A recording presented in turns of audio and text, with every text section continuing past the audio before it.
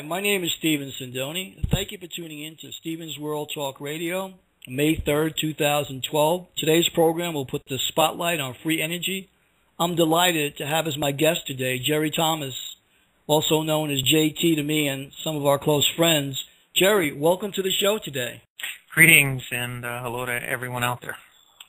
Well, I'm very excited to have you on here, Jerry, because I haven't seen you now probably over a year, maybe going on 2 years possibly. I like to begin this interview by allowing you to tell the viewers and listeners who Jerry Thomas is. Well, very good. Well, on many levels, I'm someone who's come a long ways. I started out with a more conventional upbringing.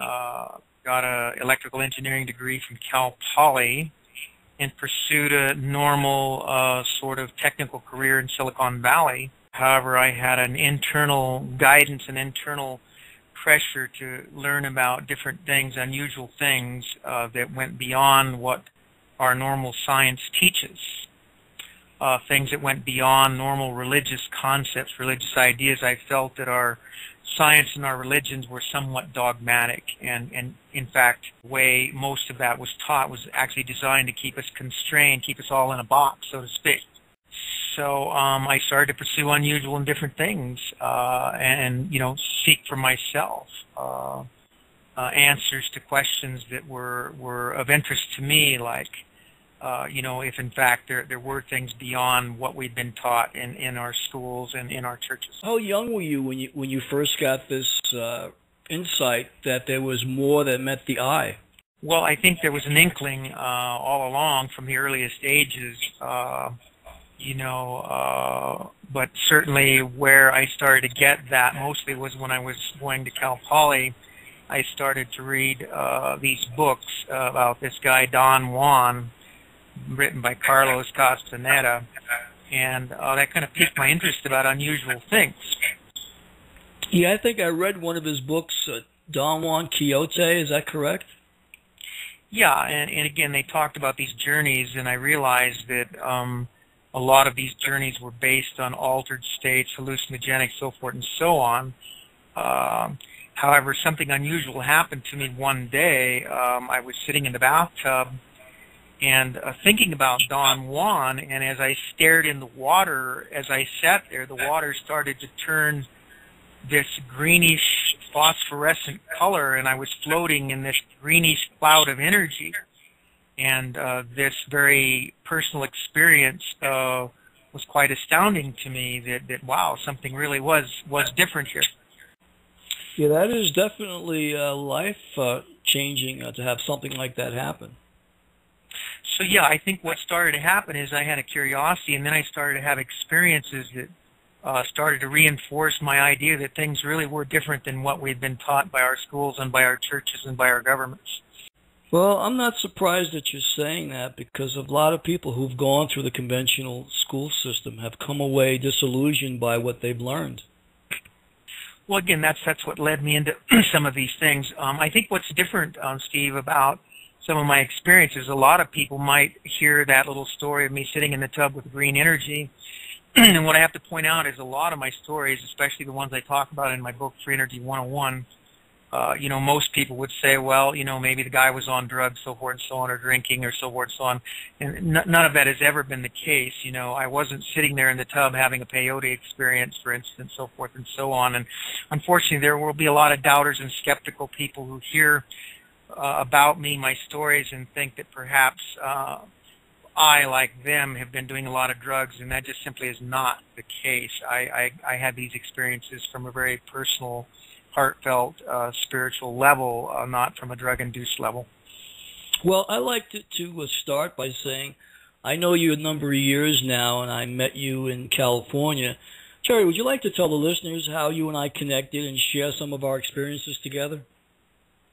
Yeah, indeed. Well, my journeys were such that I was following a spiritual path, which led me up to Mount Shasta on many, many occasions due to visions and guidance that I had been getting. And so, of course, around 2-3 years ago, I returned to my journeys up here in Mount Shasta after leaving my research lab that was privately funded in Hawaii, where I worked with Nassim Harriman. So when I returned, of course, I wanted to get up to Mount Shasta, and in doing that, we just found each other rather quickly, it seems. I forget if I bumped into you at Berryville or exactly what happened there. Perhaps you can shed some light on that. I think we bumped into one another in Berryville, and next thing you know, we're up on the mountain by Panther Meadow having a spiritual experience not long after on that same day. Yeah, that's correct. And then, of course, you and I hit it off because of the Mount Shasta connection. And, of course, you started to tell me about your reason for being at Mount Shasta, and I shared my reasons that, I've been guided spiritually to come up here many, many, many times. I had already had many extraordinary experiences in the Mount Shasta area. And so your interests and mine were similar as far as unraveling a lot of the mysteries of Mount Shasta. And then, of course, you decided to have me on a couple of your shows that you were doing while you were up here at that time. Right, yeah. I was doing a show, Legend, Mystery, and More, at the Siskiyou College in Shasta, and I believe we did at least 4 episodes together. And I bonded with you, and it was interesting because before we did our first episode, just right after we met, you brought over to my house one of your inventions to use. Can you tell the listeners what the name of that invention was and its purpose? Yeah, that was a Tesla-based technology. We call it the Energizer. And I had been using a model that we had built for about a year to get extra energy throughout my entire body. It's the type of thing you stand around, you don't have to touch anything. You turn it on and it energizes every cell in your body, and it really is an amazing extra energy feeling, much more healthy for people than drinking coffee or other stimulants. I think everybody should be using these things. It's really remarkable stuff. At that time, it was my personal unit, and I think I shared it with you. And you can mention to the listeners maybe what your experience with that might have been like. Well, my experience was, I believe I had it for at least 3-4 days before I returned it to you. But I was feeling very, very euphoric. I was very light. I was very clear in my thoughts, and I was very much energized and at peace with myself that I hadn't experienced for a while. I had some things happening around that time where it was difficult for me. I guess I was looking over my shoulder a bit, for lack of a better word, because of the fact that I was looking for ancient civilizations. I was looking for tunnels, and being in new surroundings, there were people that I was meeting, and I had to decipher first whether they were friend or foe. And though you want to give people the benefit of the doubt, I was also a little leery of the fact who I would allow, to be close with or to be confidential with. But I noticed those 3 days when I had your machine, it allowed me to feel a peacefulness within myself, as though I was opening up my chakras. And I just felt, though, that the energy that I was getting was very eclectic, and it was very helpful at that time. And I was kind of sad that you took the machine back.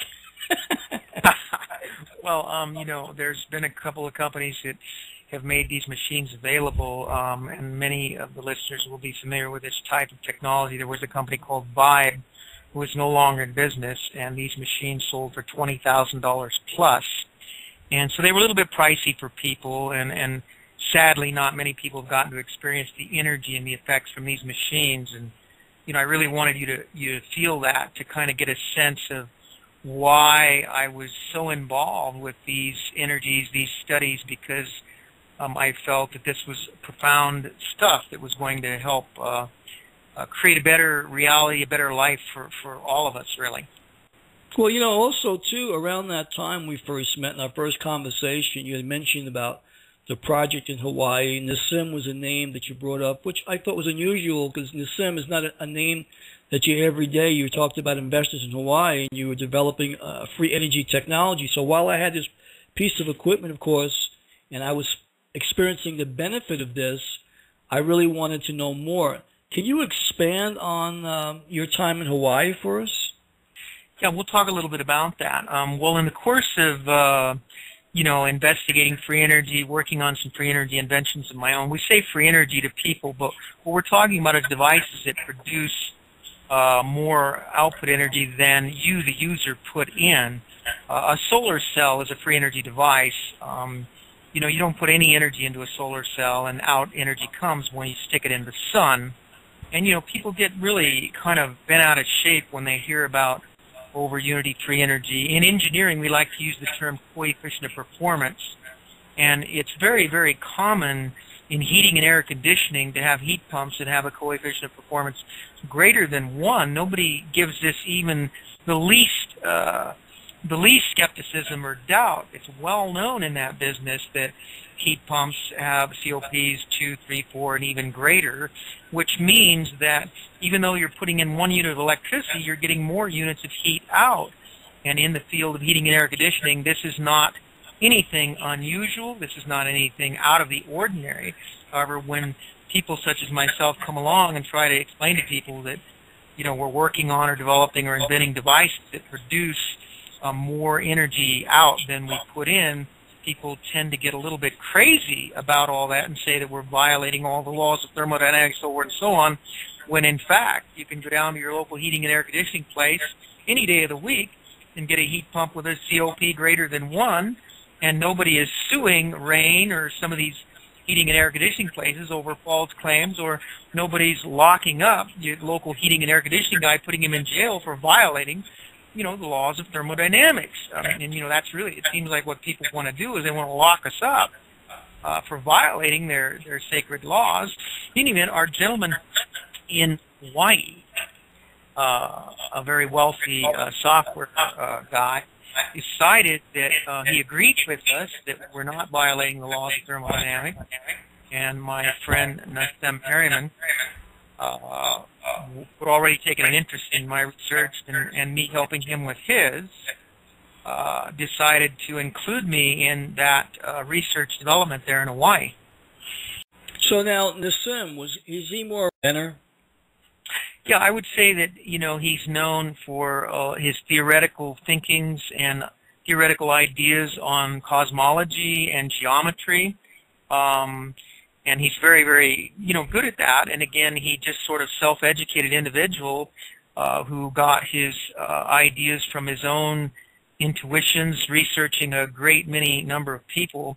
And I would say very, very bright in that area, no doubt about it. What he liked about me is that I had already developed some unusual energy devices, unusual things that I convinced him, these things were a good idea to work on. And so we decided to work together. Now, speaking for quite a number of years. For a number of years now, right? Yeah, off and on for about 10 years. We were involved with similar common researches and interests. So, where did you first meet Nassim? Was it in California or was it in Hawaii? Yeah, well, I was doing my research in San Jose, California on unusual motors and generators, that sort of thing, and Nassim showed up in the San Francisco Bay Area, and I went to see one of his talks, and we just kind of hit it off right away, and he was sort of running around in a van and, quite honestly, doing rather poorly financially, and I suggested to him, me and a number of friends, that he meet up with a guy by the name of Foster Gamble, and that they might hit it off and actually make some progress together. So now, how did the name Foster Gamble happen onto you, that you would give that to Nassim? Well, again, I had mutual friends, Randy Masters, a number of mutual friends, and we were all quite familiar with Foster, who lived in the area, and we knew that he had interests in these things. And so Foster had a lot of interest in geometries and was studying atoms and so forth and so on. And Nassim probably had some of the most provocative ideas in that area as far as how Nassim had been putting together the bits and pieces that he had learned from Walter Russell and just so many different people. However, the angle I had with Tesla and Keeley and more of the energy people was these were areas that Nassim hadn't quite put together yet. Gotcha. Well, yeah, and and that's the area that I want to discuss next. You also gave me a copy of your book, Free Energy 101, A History-Making Revolutionary Breakthrough Story of Communication a briefing. Can you share with the listeners a little bit about the cutting-edge free energy revelations that you share in this book? Yes, and this is an area that I hope people really pay attention to. There's so many different ways to tell that story. Those who are real technical out there, those that have their fingers in the thick and heavy of this pie, are familiar with Tesla, Keeley. They're familiar with terms like radiant energy or radiant matter, and so forth and so on. As I rambled around the many years, I had yet to meet anyone that was running their homes on a so-called free energy device. So a gentleman came to my knowledge that he was actually doing that. He was running his home on free energy, and of course I wanted to meet him. And when we say free energy, again, people, you people who are listening, all the listeners, I'm talking about things that have a COP greater than 1. They put out more energy than you put into them. So I have a question, Jerry. Was this gentleman, you don't have to mention his name if you don't want to. In the book I do. Okay. Well, we're going to go on that in a little bit. But my question is, the unit that this man had invented, was it a self-contained unit, for example, like a packaged air conditioning unit that's outside of the home? Or exactly, can you explain a little bit about what exactly he invented? Yeah. Well, again, that's kind of why I wrote the book. You're kind of getting into the topic of why I wrote the book in the first place. And when I met this fellow who had been a student of Keeley and Tesla, as anyone might imagine, those are the kind of people you want to study the masters, as it were. The devices were sort of air conditioning size units that some of them had moving parts, some of them didn't. And to be clear, there were a variety of devices, and they kind of tipped the scales on our normal engineering and science thinking, because they ran in a manner that, of course, our science says that they cannot. And so therein lies the twist to the story is, at that time, 2000, 2001, 2003, people were still extremely skeptical and negative about the possibility of a device that could produce more energy than it consumes. So this group, this individual who had these devices actually running their homes, heating their homes, this just sounded unbelievable. And of course, they invited me out, and I got to actually see these things running. Now, as a scientist, when you saw these things, it defied conventional electricity, did it not? Yes, and can I chat a little bit about that concept of conventional electricity to try to help people understand something here? Absolutely. Yeah, this is the gray area for most people. There's been this in-the-box thinking that basically electricity is one flavor. In other words, there's this teaching in the schools, et cetera, that we have these electrons and they're negative, and they just go from positive to negative, or they're repelled by negative. There's a real basic concept of what electricity is, that it's just this simple sort of electron thing, positive thing, and that's that. And what you begin to realize as you learn the real truth behind electricity is it is many flavors, just like ice cream, Stephen. Ice cream comes in chocolate, vanilla, strawberry, and the list is endless. Yes, it's all ice cream, but the idea that electricity can have many flavors, many twists, many turns, that kind of might seem a little baffling to people. That in fact that electricity is not all the same kind of stuff. And so and that is one of the key points I try to get out in my book, of the breakthrough disclosures, the breakthrough understandings, that to get people out of this box that electricity is this simple little thing called electrons and pluses and minuses. Well, you're exactly right, because I know in the early days of electricity, you had Edison, who was promoting direct current, and then you had Tesla and some of the other inventors talking about alternate current, and Edison went as far as to kill an elephant, alternating current, to kill an elephant, to show that alternating current was not the way to go, that they should stick with his invention of direct current for the future, which I thought was like, wow, So you kill an elephant to prove this, and ultimately it turned out that Tesla's technology prevailed because we now use and enjoy alternate current. Correct. Well, the bombshell in the book, Stephen, is that there's a type of energy called dominant, and this is just something that is just as mysterious. It's exotic. It's an exotic term.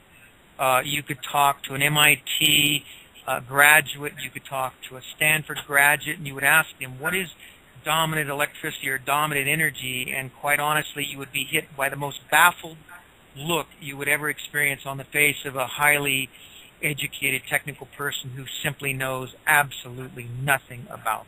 Well, I know you mentioned in Chapter 4 of your book, Strange and Exotic Materials, and I guess that's where you preface this information there. I was really intrigued by your book, reading it, and I've read it a number of times, and the fact that I know you and I've had the privilege of working with you, doing a number of shows with you, breaking bread with you, going up to the mountain together, and having that machine, I know for a fact when people talk to me about free energy or that type of technology, I have to say to them, I beg to differ. I know that it exists. It's like, something that I've seen before. I've had my hands on certain things. I've been able to touch it and benefit from it. So it's hard for me to be a naysayer when I actually have had the benefit of it. I recently watched a movie that was released by Foster Gamble, and we were talking about him earlier. And in the movie, he was interviewing Nassim. And Nassim was saying the same things that you had been saying. And so that Thrive movie to me was like a tie-in. How does that movie completely tie in with your work with Nassim and Foster? And because I felt like they opened the door, these nuances, but I just felt that I wanted more. Can you kind of elaborate on what they didn't give us in that Thrive movie? Absolutely. Taking bits and pieces, I was the third cog in the wheel. There was a partnership between Foster, Nassim, and I, and we were the three partners who had agreed to work together to bring about this new energy paradigm, me being way ahead of both of those guys when we met in 1999, and formed our group that did research in Santa Cruz, California for a couple of years, much of it funded and helped along by Foster himself, who, as he says in the movie, there are bits and pieces in that movie that he tells the audience, and I'll just chime into a little bit of that, where Foster says, even he had doubts and skepticism about the free energy, and he said in there that when he first heard about it, he simply didn't believe it. And he's very clear about that, and it took him a while, much to my consternation and much to my dismay, for him to come around and get up to the same speed that I was, which is that the free energy is real, of course. And, I just didn't think it would take long for smart, intelligent, and educated people to realize that. And there was my lack of estimation of how long it would take people to get this. The fact that it took Foster 10 years to get it where I had gotten it 20, 30 years ago, that was, much to my lack of support there.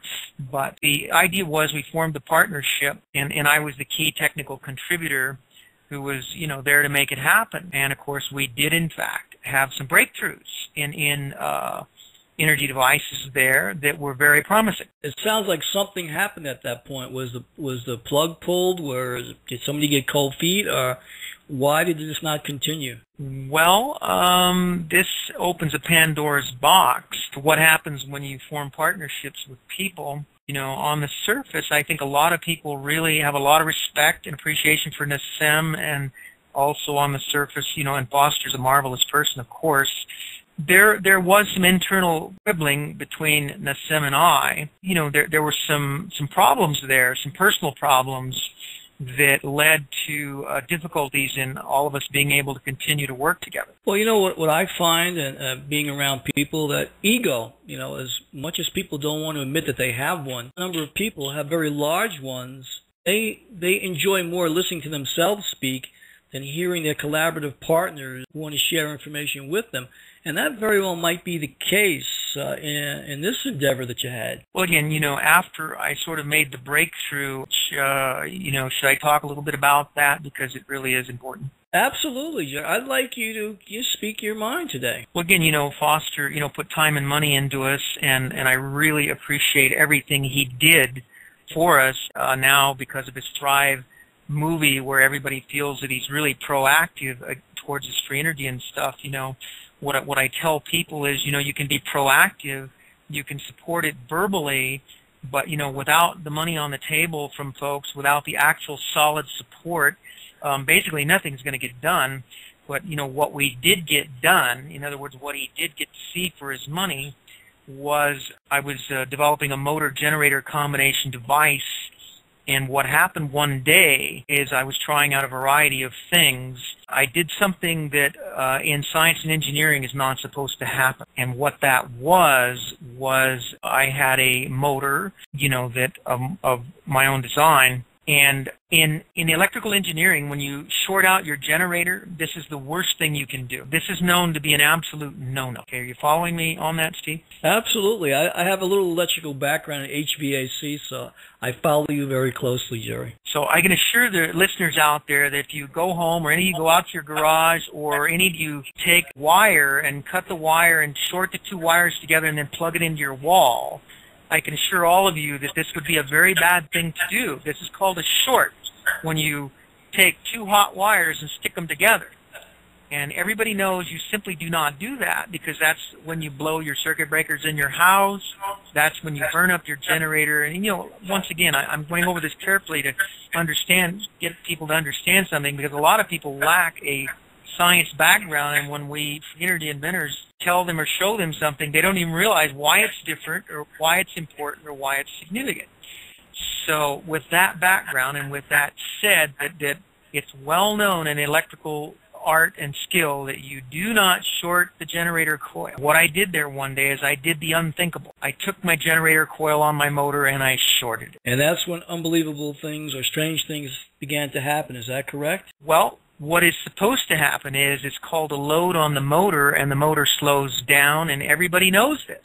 Well, on that day that I shorted that generator coil, the motor sped up. So now the motor had a load on it, but not from a conventional electrical source. Well, yeah, it had a generator coil that was driving, and under all normal and well-understood conditions, a shorted generator coil loads up a motor and causes it to slow down. That's a well-known idea. Now, once that slows down, wouldn't it also affect the amperage and heat up the wires as well? Yes, it's well known that this condition, the motor draws more amperage, and the situation is self-destructing. And again, so you can imagine my surprise that when I shorted the wires on the generator coil, that not only did the motor not load up, it sped up, and the entire system drew less energy.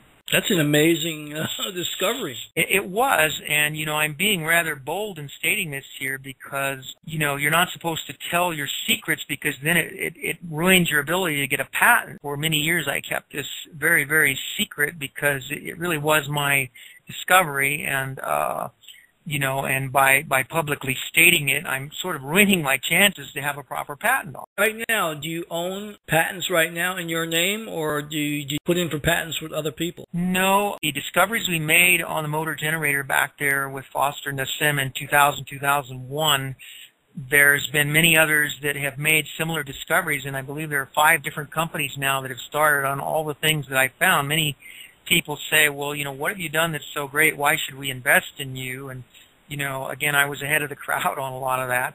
And, by no means am I saying I'm the only one that has ever discovered these things. A lot of these discoveries go into oblivion, but when I discovered them, they were new to me, and they were new to the industry and new to people. So you have to look at it that way. There were very few people saying and showing the type of thing that I was saying and showing at that time. Well, speaking of which, Jerry, give out the name of your book again, will you please? The title of my book is Free Energy 101, and I do now have a website on that. Oh, great. Can you give people your website? Let me help you out. Would that be freeenergy101.webs.com? Yes, that's it. Jerry, in your book there, I found fascinating, from chapter to chapter, you talk about weird electricity in chapter 1, labs, inventors, inventions in 2, Miracle Shamans, you've got in Chapter 4, Strange and Exotic Material. And in Chapter 5, was blew me away, was a flying dump truck. Yes, that is one of our exotic energy areas that has to do with one of the properties of dominant energy, this mysterious exotic form of energy that not even your best Stanford engineers or MIT engineers even know about. The exotic dump truck situation was a little bit different, though, than the dominant energy. It was a mechanical device known as an inertial propulsion device that was bolted to a 7-ton dump truck. The device lifted that dump truck straight up in the air, was consuming a few hundred watts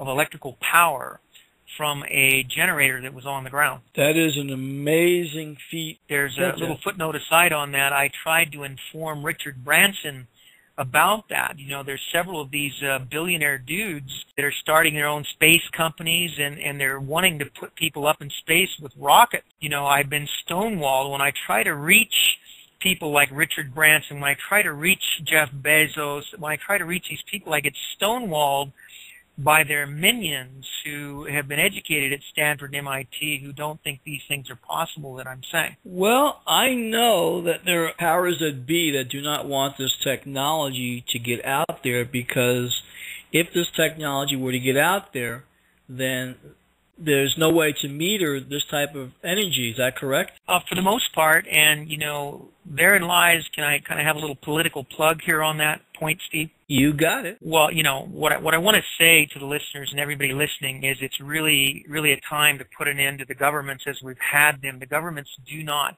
have a right to extract money from people by every means of extortion and terror to support themselves in high living styles. You know, congressmen, politicians want to live the high life on the labors and backs of the people of their country, and, you know, these political people do not have the right or the authority to continue to extract their living from us, the hardworking people of the world. And, you know, at some point, I'm hoping that people will learn that these governments have to be stopped and changed, and that's what the free energy will do, is they will return the power to the people and basically put an end to these tyrannical governments that exist worldwide. Well, there's another word in the dictionary that describes called parasites, or parasitic individuals who thrive off other people, or who take advantage of other people for their own selfish gain. Jerry, can you share a little information about some of the people you might have worked with and some of the inventions that you had firsthand knowledge on that you actually saw that actually did work? Yeah, you know, and I think I should start with my own, because that's a good place to start.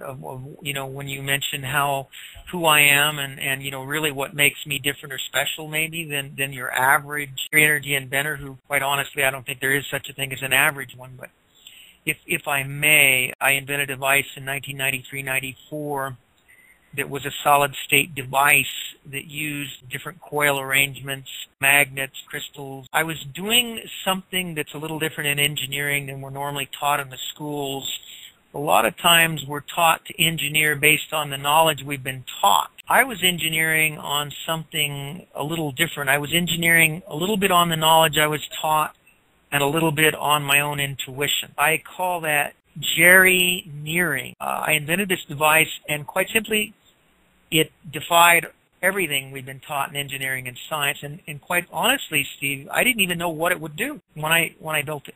Well, the fact that you built it was definitely, you had intuition as to the direction. Sometimes you get divine intervention that leads you in a certain way down a certain path. The greatest inventions are made because they're divinely led. It's the idea whose time has come. Well, yeah, and what the listeners are wanting to hear is what I'm going to tell them now, and I'm just going to go ahead and tell them what they've been waiting to hear. You know, everybody wants to hear something extraordinary, something marvelous, something that will touch their heart and their soul. And, you know, this is probably, this story touches my heart and soul, and I got a hunch those that listening, it'll do the same.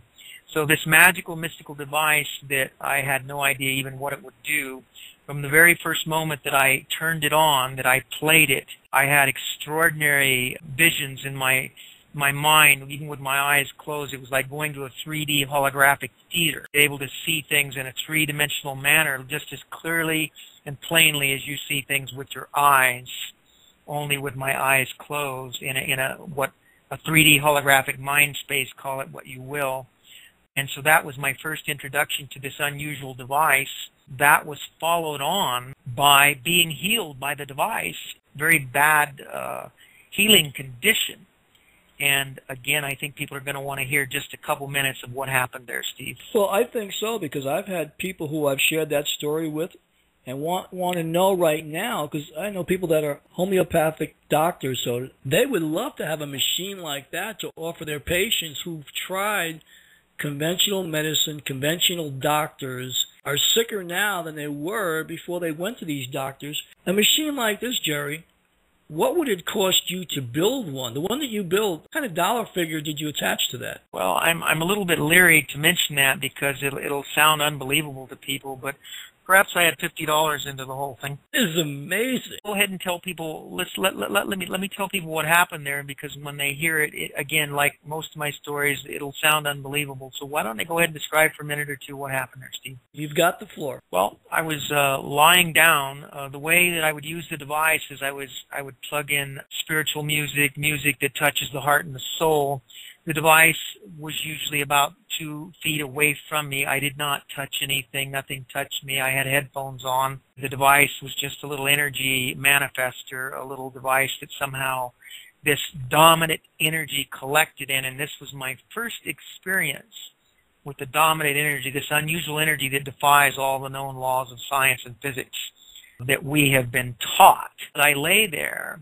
Within less than a minute, I literally felt this energy, this unusual energy, this extraordinary energy coming out of the device, going into my body, going to my throat. It was a hot, warm energy going to my throat, which is where I had the condition. I was unable to speak. I was extremely ill. And then within less than a minute, that unusual, hot, warm energy that entered my body from this device, and I hope people are on the edge of their seats, because you can imagine as I was laying there, not only was I on the edge of my seat, I was on the edge of my life, experiencing something that quite honestly is something right out of a science fiction novel. So I lay there having just felt this hot, warm energy come down the headphone wires, go into my right ear, go into the middle of my head, make a right angle turn, go down to my throat and stop, where it stayed for about 1 minute and completely and totally healed my throat in all ways. I was unable to speak a minute prior.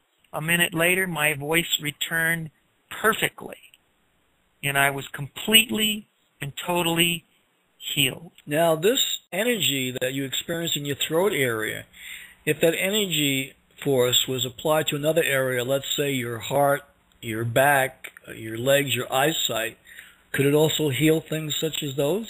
Well, I would say the answer is yes. This was my introduction to this energy, my personal experience with this energy that then would allow me to have a position that very few other people in engineering and science who would be extremely envious of that position. This position gave me a position of what I call knowing. You know, people go around and say they believe this, they believe that. Oh, I believe. Well, this is not about believing, and I really want to make this clear to people. You can believe all day long, and it doesn't make anything true or false. It's a belief. I was now in a position of knowing that this energy existed, knowing that it was what it was capable of. I was in quite a bit of a pickle because, you know, when you get to where you know something, and this, again, is what we are calling an aspect of the dominant energy. That is an interesting revelation. Jerry, if this technology is a reality, and I don't doubt it because I know you personally, what do we, the American people, need to do to be able to enjoy the benefits of this new technology? Well, I'd say the biggest crime that people do towards new inventions and new ideas is that they're needlessly pathologically skeptical. They're needlessly pathologically negative. A lot of people, and in fact, even our investor in Hawaii, Doug Truxell, went to the world's smartest man, who supposedly is Stephen Hawking, and asked him what he thought about free energy. And I believe Stephen was quoted as saying it's not possible. And for that reason, people like Doug and other rich people refused to invest a dime or take interest in these extraordinary things. because some so-called educated smart person says that he thinks it's not possible or it's not possible, when in fact these so-called educated smart people quite simply don't even have a clue. And this is only based on his perception. You know, going forward, Jerry, what does Jerry Thomas, the scientist, the inventor, need to do to bring this technology to the world? I think I have an enviable position in the sense that I know a lot of these things really are true. When I later on met the inventor in Ohio who was working with the dominant energy, you know, what people have to realize why I wrote the book is because I'd already come from a place of knowing it was true. And so I had a real tough time meeting anyone that actually was working with this energy and knew that it was true. And even today, 2012, people are only beginning to understand the dominant. And my book, I believe, is the first place that's actually been documented, that it's actually been talked about. Speaking of which, Jerry, I want to plug it again right now because it's very important that the listeners and the people who watch this video when we put it out there get to go to your site, and that's freeenergy101.webs.com. That book that we're talking about, Free Energy 101, Jerry, it can be purchased in a PDF file. Is that correct? Yeah, on the website there. Yeah, people, I guess, how are we working this, Steve? They have to email me or something, and then we, make their payment, and then they're able to get a copy through their email. Exactly. That's how it's going to work. Have you decided on what kind of price you want to charge for that? Well, I think if you were to actually go out to that website right now, you'd see it at $19.95. We may or may not leave it there. I'm contemplating $14.95. You know, I want people to get it. I want them to read it, because part of, you ask, what can we all do? The Thrive movie, what can we all do? Well, I can give it point by point. One, certainly, as Foster Gamble and smart people say, certainly people need to educate themselves with the proper information. And Free Energy 101 is one of the very few and proper places you're going to get the information from anybody anywhere on the planet. And I'm not saying that, to sound egomaniacal. I happen to know it's true because I've looked the planet over for the proper information, and it just doesn't exist. Jerry, speaking of true, I've got some personal things that have happened to me, and you being a scientist, I would like you to explain some of these things to me, or tell me that they don't exist, or just let me know what your view is on them, okay? Go ahead. Okay, this was interesting. I'm in Olympia, Washington. We realized someone had been in my apartment, and there was some things that were out of place, and the cat was freaking out because something just wasn't right. Now, animals kind of sense things. Yes, so I won't mention who it was with me, but we both looked at one another, and we sensed the presence there. All of a sudden, my girlfriend and I looked at each other, and we heard something, though we couldn't see this entity or individual, but what we both did was smell that the person farted, and next thing you know, the fart stayed there for about a minute or so. I mean, this was rank, and we just had to walk outside, but we realized that there was someone somehow who had entered the apartment and who had left a very foul odor. Yes. Would you like me to talk about that a little bit? Absolutely. We've got a couple minutes. Well, again, this is a condition that has come up many, many times. Again, what we call the New World Order, the bankers call them the wealthy people, the elitists. These people have had untold sums of money to have the best scientists in the world work on all kinds of technologies, and in fact, they've acquired many so-called alien artifacts that includes invisibility, time travel, so forth and so on. For any and all people out there who might be negative, skeptical of the scientific community, this and that, people that are thinking, oh, this is just poppycock, time travel doesn't exist, invisibility doesn't exist. Well, what I have to say to those people is you just don't have the facts. You don't know what you're talking about. Science has been wrong more times than it's been right. Science said airplanes would never fly. They were wrong about that. People really need to start to think about the idea that when they go around with this stuff in their head where they say that that's not possible, so they dismiss it out of hand and marginalize it, when in fact the New World Order, the military-industrial complex has all this technology. What you were encountering is the invisibility technology, which the NSA has and a variety of secret organizations have. They don't call them spooks for nothing, Steve. They're called spooks because they flip on their little invisibility belt thing, and then they can be in your room without you seeing them. Well, speaking of which, I wrote a book. Actually, I have a movie out there called Stop Marconi, and it's about some of the things that happened to me. But I was traveling back from Washington State to New York, and my brother was coming out of the hospital. My mother's in a nursing home, and I kind of was in danger the whole way. I had been followed the whole way. They tried to stab me, and people were trying to hurt me. But there was these agents who I determined were following me on the bus, and in each major hub that we got to, this one guy would go meet somebody else. And there were two guys following me, but one of them came over to me and told me that the other fellow was meeting with an agent, and I'm looking over, and he says he's talking to him over there, but you can't see the guy he's talking to because he's got an invisibility belt on. But I actually saw him having a conversation as though he was talking to someone, but I could not see the other person there. But this went on for about 2,000 miles until I got to Chicago, until I was able to get on a different bus. Yeah, and people need to be aware of this. The free energy inventors, a lot of people in secret laboratories, these secret people have this extraordinary technology. They're able to teleport. They're able to have invisibility belts. They can be right next to you without you knowing it. And the more skeptical and negative people are about this, it's ignorance that can and will be used against them. People have got to cast aside their ignorance that has been propagated upon them by the schools and by the governments to keep them from knowing what's really going on. Yeah, one last thing I'd like to share with you that people need to know. I can be on a mic headset, and I've been sent waves to my head that affecting me where if I have fillings that are mercury fillings, all of a sudden my teeth hurt tremendously, and I keep getting woken up every 2 or 3 hours in the night because of what was sent through my ears. So all of a sudden I'm realizing that something is being sent over my computer on the airwaves because someone does not want me to speak, or someone doesn't want me to have a radio show, trying to affect my health. The other day I got a message that I was to be sent a silent heart attack. One of the valves of my heart, when I tried to rhythmically deep breathe, all of a sudden I felt a restriction. So whatever email I got, not that it was auto-suggesting that I will myself to start feeling that way. There are things out there that are happening that the listeners have no clue that's being perpetrated on people such as myself who are truth seekers.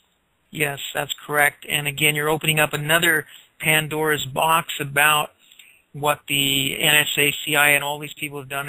They actually train what they call psychic assassins. I'm not the first one to say this. There's been books written about this. The psychic assassins are taught to target the heart to cause heart attacks, or the brain to cause these things. These overly religious people, these overly skeptical, pathologically skeptical, negative people who don't think any of this is true, they're just, I've got to say, you got this thing I call in my book monkeys in the zoo. People have been taught that these things are not possible. They should think about why they've been taught that. It's so that these people that do these things can get away with these unspeakable crimes against humanity with impunity. Obviously, if you don't think these things are real and it's all just make-believe science fiction, then they're able to get away with it without even, raising anybody's eyebrows. And that is the point of why they don't want people to know about these things, whether it be invisibility belts or psychic assassins, because they use all these techniques. They use all these technologies against us, and with our ignorance of not even knowing that they exist. Well, I'm glad you brought that up, because there were people that used to say to me, at first I thought you were paranoid, or you were like Mel Gibson from Conspiracy Theory. I realize you're very rational, you're not excitable, and whatever you say you can usually back up. And I will say right now, it was because of my spiritual intuitive ability to be able to clear myself of some of these energies, do my spiritual work every day, and go inside within to draw from my core essence that I've been able to rise above all these things and to be able to be here today with you and be able to have this great conversation. And hopefully people out there will get it. Jerry, give out your website one more time, please. Oh, we're talking about freeenergy101.web.com, is it? Yes, that's it.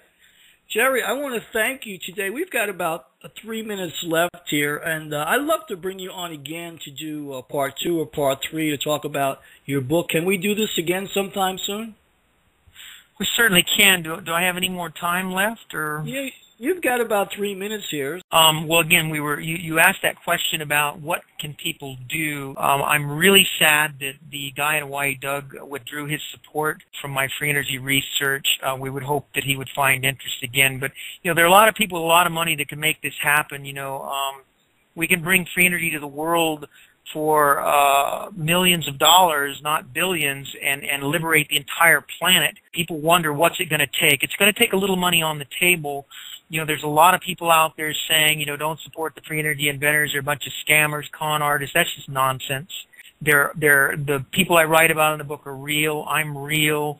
And for people to think that it's not going to take one dime to bring free energy to the world, and anybody asking for money is a con artist or a scammer. These people are insane. No company, no car company runs with $0. They bring you cars every day. They bring you food every day. To bring people any kind of product, any kind of service, it costs money. And so people who say that anybody asking for money for their research or to bring it to the world is some kind of con artist or scammer, these people are just plain insane. So, the money people of good heart, good mind, good intentions, people are going to have to come together, foster, gamble some of these people, and actually get some money on the table to make this happen. Where someone can contact you if they want to put their money on the table and make this world change for the better? Yeah, again, my email is jtsplace, JTSPLACE, @yahoo.com, and I really ask people, only serious, real people, to pursue that. I really, I give out my personal email there, not to be inundated by foolishness. Jerry, I want to thank you very much for taking the time today to share all this information with the listening and viewing audience that will see this. And I encourage anyone out there who's listening who really wants to see change, who wants to see the things happen in America, not just talk about it, be part of this new revolution. Because in your book, Jerry, I will just quote this before you end, God saves souls, but God isn't going to pay your electricity bills. I want to thank you very much for coming on today, and I want to thank you, the listeners, for tuning into an episode of Stephen's World TV Talk Radio. So, Jerry, it's been a pleasure having you on today, and I hope to have you on very soon. All right, let's do this again. Thanks, Jerry.